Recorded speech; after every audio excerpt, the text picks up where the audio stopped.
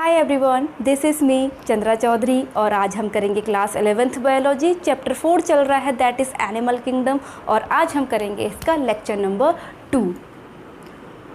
In previous video lecture हमने discuss किया था कि एनिमल्स के कैरेक्टर्स क्या होते हैं और किस बेसिस पे इनका क्लासिफिकेशन किया गया था, और टोटल नंबर ऑफ फाइलम मैंने 11 बताए थे जो आपको बाय हार्ट लर्न होने चाहिए, ठीक है। और इन्हीं को हम वन बाय वन अच्छे से डिटेल में स्टडी करने वाले हैं। तो जो आज का वीडियो लेक्चर है वो बेस्ड है आपका फाइलम पोरीफेरा, ठीक है। तो चलिए सबसे पहले इसके जर्नल कैरेक्टरिस्टिक्स हम जानेंगे, ठीक है। ऑन द बेसिस ऑफ जो मैंने कल बेसिस ऑफ क्लासिफिकेशन पढ़ाया था उसके बेसिस पे ही अब मैं जर्नल कैरेक्टरिस्टिक्स बताऊंगी।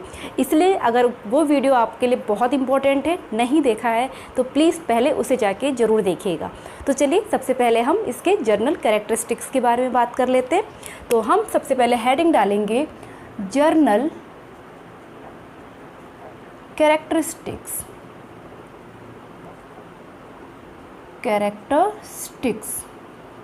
ठीक है। तो अगर मैं किंगडम एनिमल्स का जो पहला फाइलम है पोरीफेरा, ठीक है, क्योंकि मैंने आपको इन प्रीवियस वीडियो लेक्चर भी समझाया था, जो आपका सबसे पहले पोरीफेरा है, देन आपका निडेरिया है, टीनोफोरा है। तो ये हमें सीक्वेंस क्या बताता है कि कैसे कैसे डेवलपमेंट हुआ है, ये एक एविडेंस है। तो दैट मीन्स, और ये भी आप लोगों को ऑलरेडी मैंने बताया था इन प्रीवियस वीडियो लेक्चर कि जो लाइफ है वो सबसे पहले पानी में आई थी। तो जो पहला एनिमल्स है वो भी पानी में आया है, पहला जो प्लांट है वो भी एनिमल में आया है। यूनिसेलुलर मतलब जो भी है आपकी लाइफ सबसे पहले पानी में आई है। तो जो आपका पोरीफेरा है ये मोस्ट प्रिमिटिव फाइलम है आपका किंगडम एनिमेलिया का। तो पहला इसका जनरल कैरेक्टरिस्टिक्स क्या हो जाएगा, मोस्ट प्रिमिटिव फाइलम, सबसे पुराना फाइलम है ये, ठीक है, किसका, एनिमल किंगडम का। और दूसरा पॉइंट क्या हो जाएगा, आपको मैंने अभी बताया कि ये क्या होते हैं, एक्वाटिक होते हैं, और जगह नहीं मिलेंगे, ये एक्वाटिक होता है, ठीक है। इसका जो रहने की जगह है, हैबिटाट है, वो एक्वाटिक होती है। अब एक्वाटिक मीन्स वाटर भी दो टाइप्स का होता है, एक मरीन होता है, एक फ्रेश वाटर होता है, ठीक है। तो ये आपके मोस्टली क्या होते हैं, मरीन होते हैं। एक्वाटिक में भी 2 पार्ट्स में डिवाइडेड हो जाएगा, मोस्टली मरीन वाटर में पाए जाएंगे ये, और फ्यू कुछ ही फ्रेश वाटर में।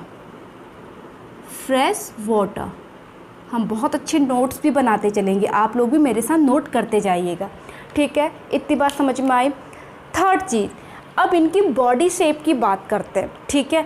बॉडी शेप की मैं बात करूं तो सबसे पहले इनकी जो बॉडी होती है, थोड़ा सा हम स्ट्रक्चर इसका बना लेते हैं। ये इसका मुंह है और बॉडी ये इस टाइप से, ठीक है, और एक जगह पे फिक्स। तो ये आपको किसके जैसा दिख रहा है, जैसे कि एक वास होता है हमारे घरों में जिसमें हम फूल सजाते हैं।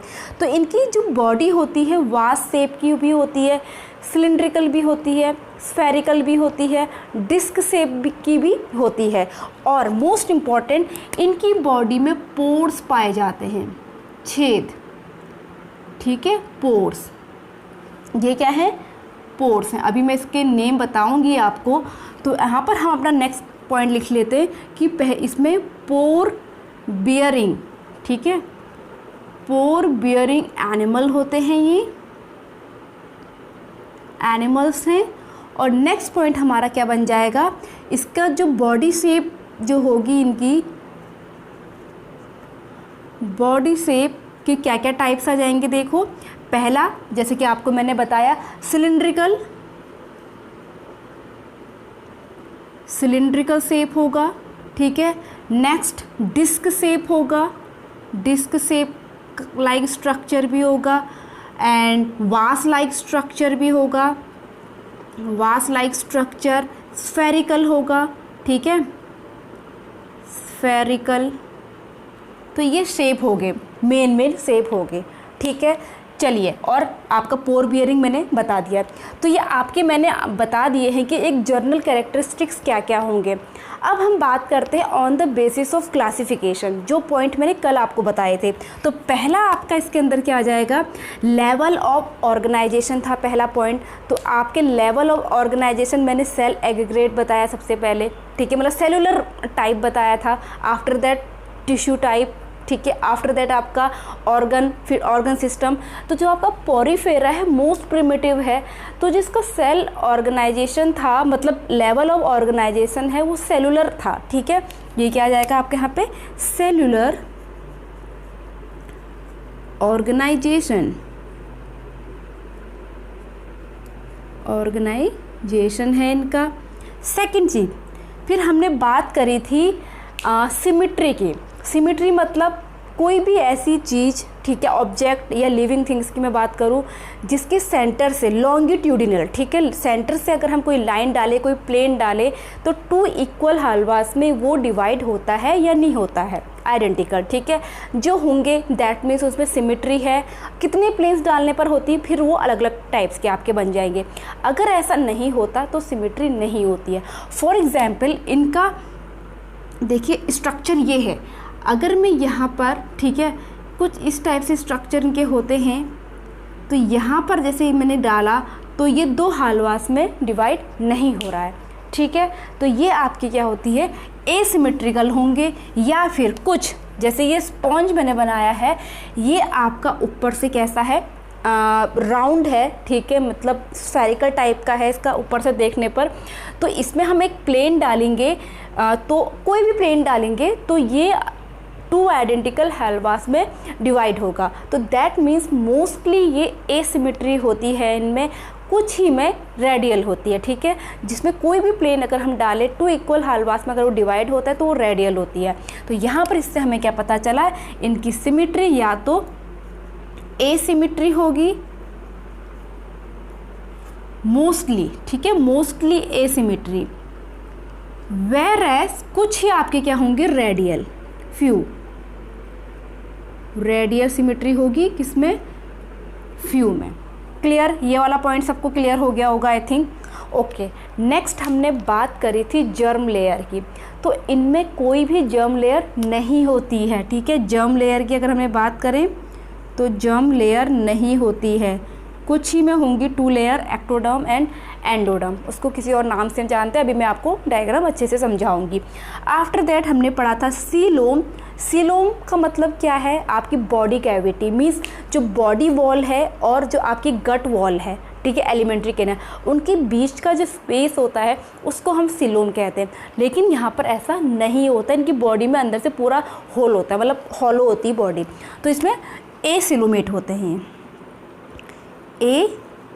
एसिलोमेट, ठीक है। इतनी बात समझ में आई। इसके बाद बॉडी प्लान की बात हमने करी थी। बॉडी प्लान मतलब कि उनमें ट्यूब इन ट्यूब, मीन्स खाना कहीं और जगह से जा रहा है, एक्सक्रीशन के लिए रास्ता कोई और है, जैसे हमारी बॉडी है, ठीक है, माउथ और एनस होता है। एंड सेकंड आपका होता है ब्लाइंड सैक, जिसमें जिस जगह से खाना जा रहा है उसी जगह से अनडाइजेस्टेड फूड भी बाहर निकलता है, ठीक है।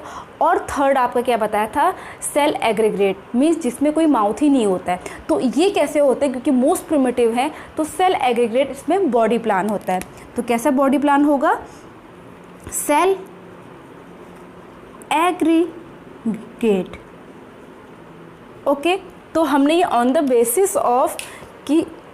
बेसिस ऑफ क्लासिफिकेशन के हिसाब से हमने यहाँ पर इसकी इम्पॉर्टेंट जर्नल कैरेक्टरिस्टिक्स लिख लिए हैं। अब बात करते हैं इसके स्ट्रक्चर की, ठीक है। स्ट्रक्चर आप लोग ध्यान से सुनिएगा।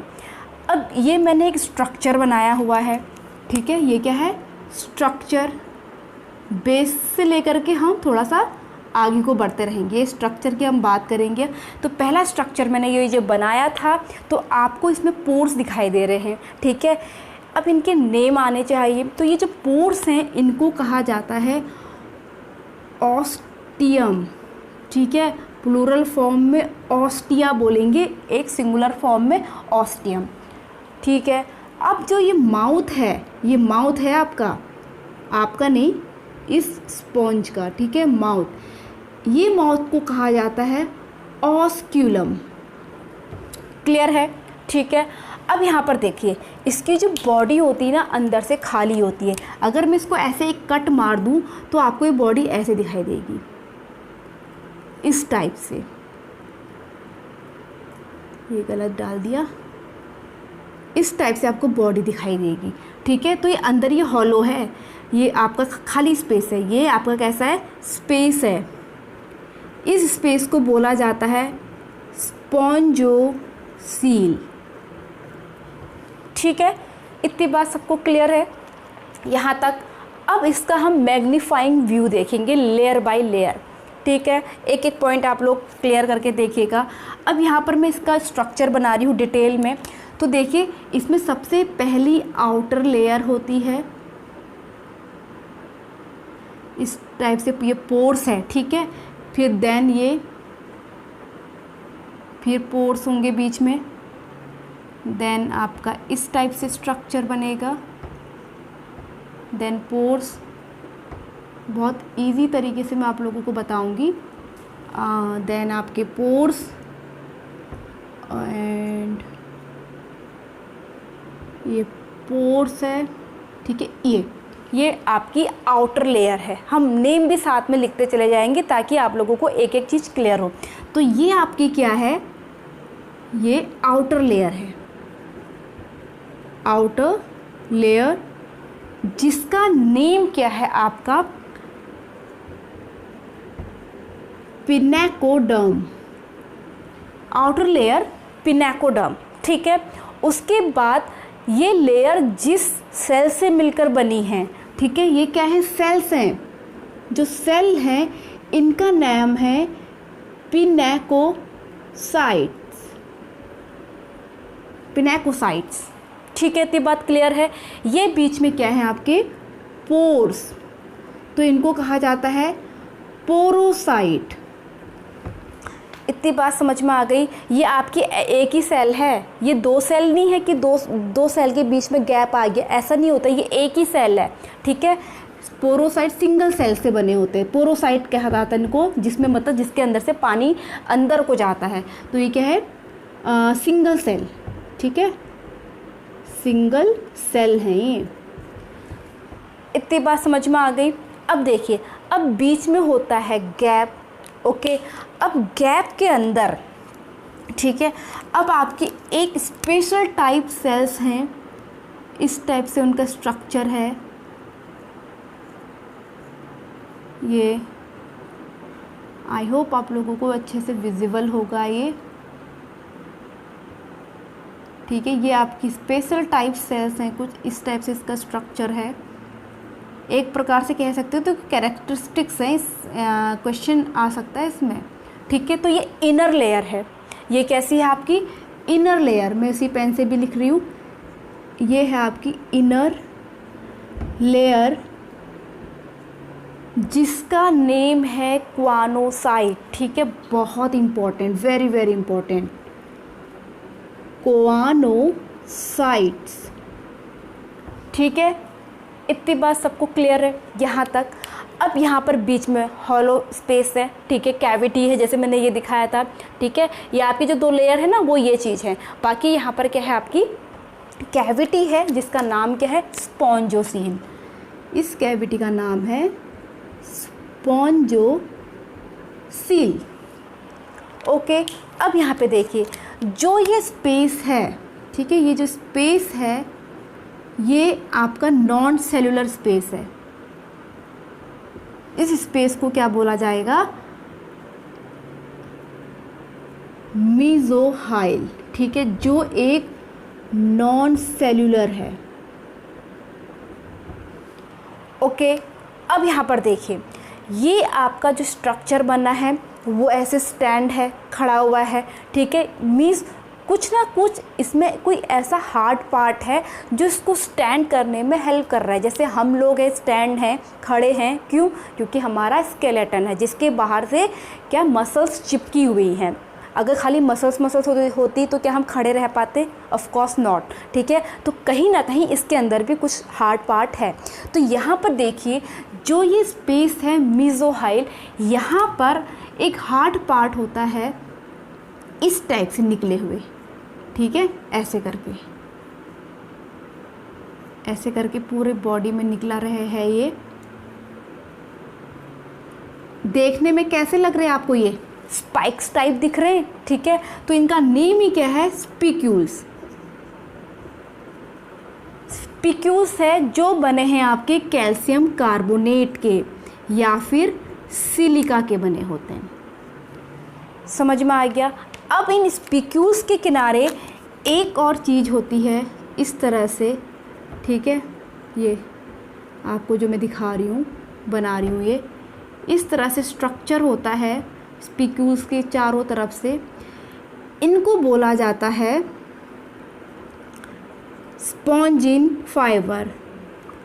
स्पॉन्जिन फाइबर बोला जाता है, जो बने होते हैं प्रोटीन के, ठीक है।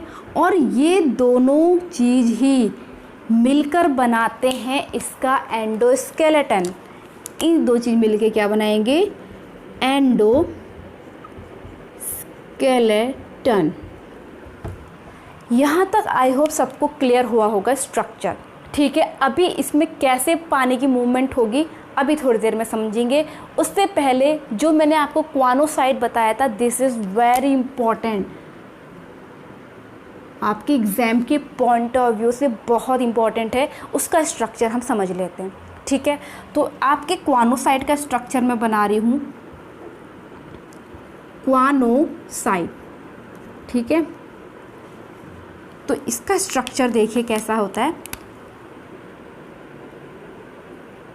इस टाइप से, ठीक है।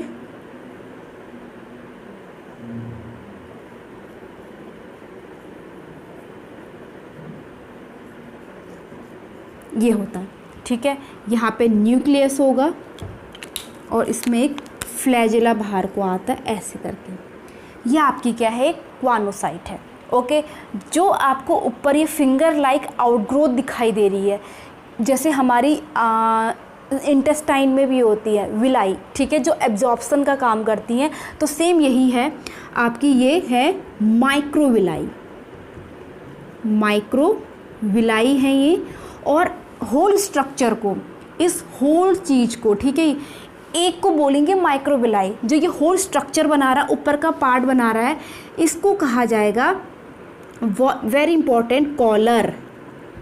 दैट्स वाई क्वानोसाइट को कॉलर सेल भी कहा जाता है, ठीक है। क्या कहा जाएगा? Another name, collar cells. ये भी बहुत इंपॉर्टेंट है, ठीक है।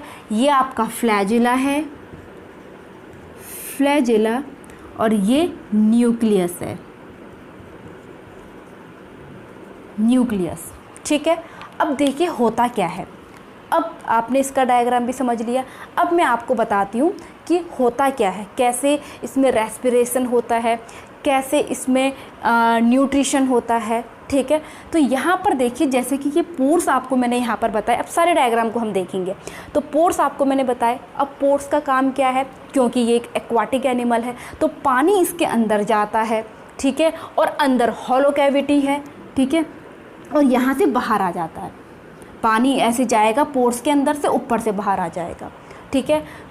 तो खाना कैसे खाएगा वो? अब देखिए, जो पानी का पार्टिकल है वो ऐसे जाएगा, ठीक है, ये वाटर है, ऐसे करके उसकी मूवमेंट होगी, फिर ऐसे करके बाहर निकल जाएगा, ओके। तो यहाँ पर देखिए इन क्वानोसाइट का क्या इंपॉर्टेंट रोल है। तो पानी जैसे ही इन पोर से अंदर को जाता है, ठीक है, क्वानोसाइट के जब बाहर पहुँचता है तो पानी ऐसे करके आएगा। तो यहाँ पर इस पानी में जो फूड पार्टिकल प्रेजेंट होंगे, ठीक है, वो इन माइक्रोविलाई में फंस जाएंगे, क्योंकि इन माइक्रोविलाई के पास क्या होता है? म्यूकस प्रेजेंट होता है, ठीक है।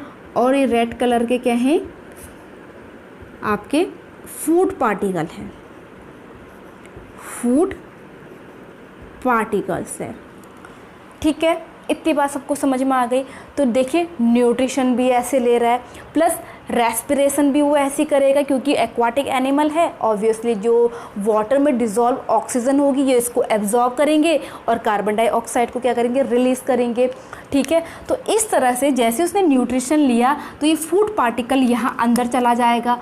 ठीक है, इसके बाद इसने यहाँ इसको ट्रांसफ़र किया, इसने यहाँ इसको ट्रांसफ़र किया। इस तरह से कैसे ये एनर्जी को मतलब एनर्जी ऑब्टेन करता है।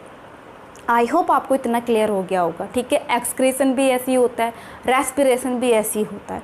ठीक है, अब चलिए कैसे मूवमेंट हो रही है देखिए वाटर की। तो वाटर इन कैसे हो रहा है देखिए,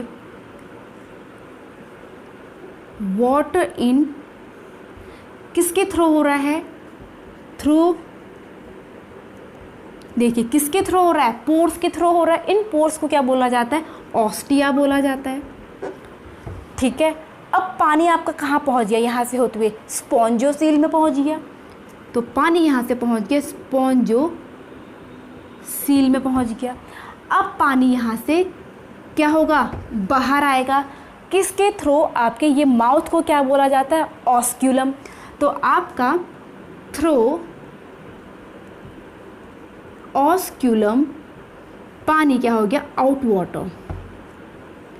तो आपको नहीं लगता कि ये एक सीक्वेंस है, मतलब एक कोई सिस्टम है जो ये फॉलो कर रहा है, एक जगह से जा रहा है एक जगह से दूसरी जगह जा रहा है। ठीक है, तो जैसे कि आपने देखा होगा इरिगेशन जब करते हैं, पानी आता है ऐसे खेतों में चला जाता है, फिर वहाँ से वहाँ चला जाता है, तो क्या है वो एक कैनाल सिस्टम, कैनाल। ठीक है, तो ये जो है इसको हम कहते हैं canal system. Very very important point. ठीक है, ये इसका कैरेक्टरिस्टिक्स है एक प्रकार से। This is called canal system. इसको मैं यहाँ पे भी लिख सकती हूँ कि इसका कैनाल सिस्टम वेरी इंपॉर्टेंट है। ठीक है, इम्पॉर्टेंट पॉइंट, कैनाल सिस्टम इसमें पाया जाता है। और इसी कैनाल सिस्टम में ये कैरेक्टरिस्टिक्स है इसका। ठीक है, कैनाल सिस्टम की हेल्प से देखिए क्या क्या हो रहा है, न्यूट्रिशन ले रहा है। तो पहली हेल्प किस में हो रही है, न्यूट्रिशन में हो रही है इसके। दूसरी हेल्प किस में हो रही है, रेस्पिरेशन में हो रही है। ठीक है, तीसरी हेल्प एक्सक्रीशन भी कर ले रहा है, ऑक्सीजन ले रहा है, कार्बन डाइऑक्साइड जो छोड़ रहा है, अनडाइजेस्टेड खाना जो है वो बाहर आ जा रहा है। ठीक है, तो एक्सक्रीशन भी हो रहा है। एंड फोर्थ चीज़ होती है रिप्रोडक्शन, भी इसी की हेल्प से होता है, रिप्रोडक्शन। और आज की वीडियो लेक्चर का हमारा लास्ट टॉपिक भी क्या बचा है, रिप्रोडक्शन बचा है। ठीक है, चलिए अब हम रिप्रोडक्शन को भी ख़त्म कर लेते हैं अच्छे से। रिप्रोडक्शन, रिप्रोडक्शन तो देखिए रिप्रोडक्शन इसमें सेक्सुअल भी होता है, एसेक्सुअल भी होता है। यहाँ पर एसेक्सुअल प्लस सेक्सुअल। तो एसेक्सुअल में यहाँ पर फ्रेगमेंटेशन के थ्रू होगा, फ्रेगमेंटेशन। ठीक है, दूसरा जैम्यूल्स के थ्रू होगा, जैम्यूल्स। तीसरा बर्ड, इसी से बनती है, इसी को हम बर्ड भी कहते हैं। और रीजनरेशन तो इसमें बहुत ज़्यादा होता है। ठीक है, रीजेनरेशन। अब देखिए होता क्या है, जो आपका यहाँ पर, ठीक है, आप लोग मेरे साथ नोट्स बनाते रहिएगा। ये जो स्ट्रक्चर है, ठीक है, फूड पार्टिकल, यहाँ पर मैं बता देती हूँ। यहाँ पर जो आपके मैंने कहा था स्पिक्यूल्स हैं, ठीक है, ये स्पिक्यूल्स है। इसको चारों तरफ से किसने घेर के रखा है, आपके स्पॉन्जी ने घेर के रखा है। ठीक है, तो इसके अंदर जो ब्लैक कलर का स्पिक्यूल के अंदर कुछ बर्ड टाइप ग्रोथ होती है। ठीक है, जिसको हम बर्ड कहते हैं या फिर जैम्यूल्स कहते हैं, जैम्यूल्स। ठीक है, जब कोई ऐसी कंडीशन आ जाती है कि स्पंज क्या होता है, ये मर जाता है। ठीक है, स्पंज जब मर जाता है तो ये जो बर्ड है ना, क्योंकि हार्ड पार्ट के अंदर है ये, वो सुरक्षित रहती है। जैसे ही फेवरेबल कंडीशन आती है ये दोबारा से ग्रोथ कर जाते हैं। आई बात समझ में, इतना क्लियर है। ठीक है, अब नेक्स्ट सेक्सुअल। सेक्सुअल रिप्रोडक्शन में देखिए, हालांकि ये इसमें मतलब हर्माफ्रोडाइट होते हैं ये, क्या होंगे, हर्माफ्रोडाइट होते हैं ये, ठीक है। मेल फीमेल एक ही साथ होता है, ये अलग अलग नहीं होते हैं। तो यहाँ पर जैसे यहाँ पे बना देती हूँ कि दो आपके क्या हैं, स्पॉन्ज हैं, ठीक है, इस तरीके से। तो उसके अंदर मेल और फीमेल दोनों होंगे। जैसे ये आपके फीमेल है, ये इसके फीमेल्स हैं, ये फीमेल है, सॉरी मेल है, ठीक है, मेल है, ये भी मेल है। उसी तरह से आपके ये फीमेल है, एक ही इसमें होंगे, ठीक है, और ये इसका फीमेल है। तो देखिए इन दोनों के आपस में फर्टिलाइजेशन नहीं होता है, सेल्फ फर्टिलाइजेशन नहीं होगा। तो जब आपका यहाँ पर देखो रिप्रोडक्शन में भी हेल्प कर रहा है ना, तो यहाँ पर जब पानी यहाँ से यहाँ जाता है, यहाँ से बाहर निकलता है, तो इसमें क्या होंगे, जो मेल यहाँ पर सेल्स हैं वो बाहर आ जाती हैं। सपोज़ वो पानी टकराते टकराते फिर यहाँ से बाहर निकल गया, तो ये मेल स्पर्म आपके ये कहाँ पहुँच जाते, इसके पास पहुँच जाएंगे, इस फीमेल के पास। तो ये आपस में फ्यूज़ कर जाएंगे। उसी तरह से ये पानी में जो इसके मेल आ गए, ठीक है, वो सपोज़ फिर दोबारा से यहाँ आ गया और इसने इसको फ्यूज़ कर दिया, ये यहाँ आ गए, ठीक है, ये फ्यूज़ हो गए, फ्यूज़ कर दिया। तो एक प्रकार से ये इसका फ्यूज़ करेगा, ये इसका फ्यूज़ करेगा, मतलब जब एक्सीडेंटली वो आपस में टकराएंगे। ये दो की एग्जांपल नहीं बता रही, बहुत सारे स्पंज होंगे, किसी के साथ भी वो एक्सीडेंटली टकरा सकते हैं और फ्यूज़न हो जाएगा। तो यहाँ पर आपको देखने को मिल रहा है, जो यहाँ पर आपका फर्टिलाइजेशन हो रहा है वो इंटरनल फर्टिलाइजेशन हो रहा है, इंटरनल फर्टिलाइजेशन, ठीक है। तो यहाँ पे हमने ऑलमोस्ट पूरा ब्लैक बोर्ड भर दिया है और सारी की सारी इंपॉर्टेंट चीज़ें हमने कवर कर ली है अबाउट पोरिफेरा।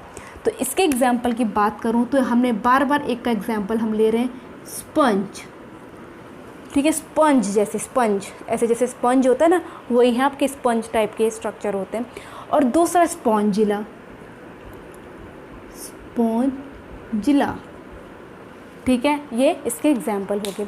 तो आई होप आपको आज का ये वीडियो लेक्चर क्लियरली समझ में आया हो। बहुत ही आसान है, ठीक है, इंपॉर्टेंट सारी चीज़ें मैंने यहाँ लिख ली हैं। Take a screenshot. वैसे मेरे साथ आप नोट्स बना सकते हैं, खिचड़ी हो जैसी हो गई है ये, तो नोट्स बनाएंगे तो ज़्यादा बेटर रहेगा मेरे साथ साथ। अगर आपको ये वीडियो लेक्चर अच्छा लगा हो, please hit the like, leave the comment, subscribe to my channel and press the bell icon. मैं मिलूँगी अपनी नेक्स्ट वीडियो के साथ एक नए फाइलम के साथ। तब तक के लिए stay tuned, stay healthy, bye bye.